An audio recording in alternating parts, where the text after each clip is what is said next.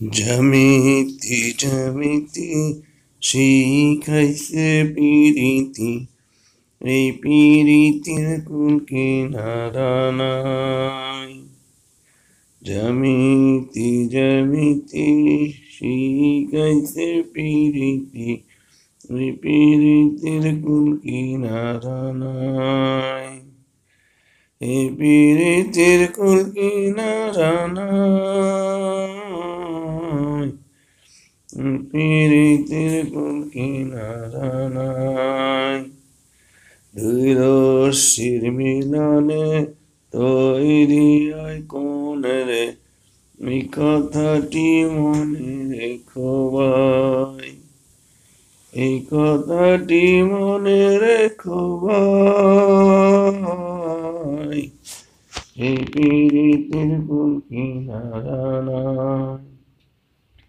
নব্বইতে সমকোণ তার দ্বিগুণে সরল কোণ, বৃত্তের মাঝে 360 হয়, বৃত্তের মাঝে 360 হয়,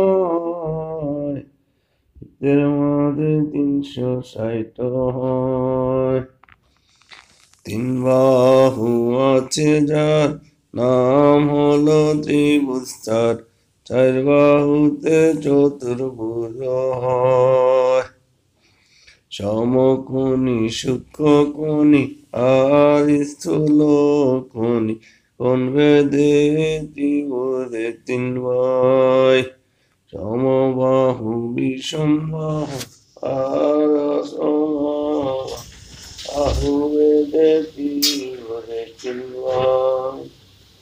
বাহু ভেদে ত্রিভুজে 3 ভাই।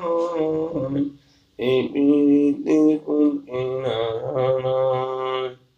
আরো আছে বৃত্ত পদাসে করে নিত্য, পদাসে ভরে রাখছে ভাই। এখন ম্যাগনেটিক বোর্ডের সামনে দাঁড়িয়ে আছি। এখানে আমরা এখন একটা জিনিস, যে বোর্ডের সাহায্যে আমরা দেখব যে ত্রিভুজের 3 কোণের সমষ্টি 180 ডিগ্রি।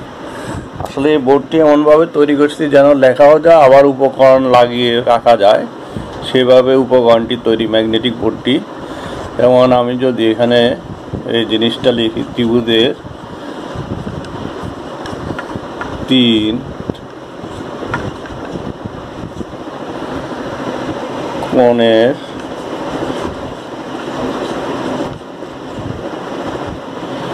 সমষ্টি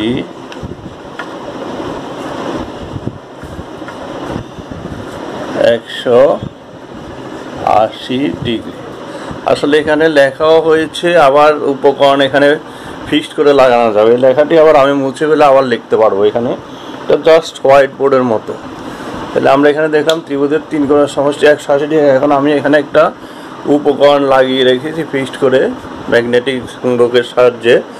এই ত্রিভুজটা দেখা যাচ্ছে 3টা কোণ 1 2 3। এখন এই 3টা কোণ আমি যদি বাস করে নিয়ে আসি, এদিকে 3টা কোণ যদি একসাথে করে ফেলি, দেখা যাক কি হয়।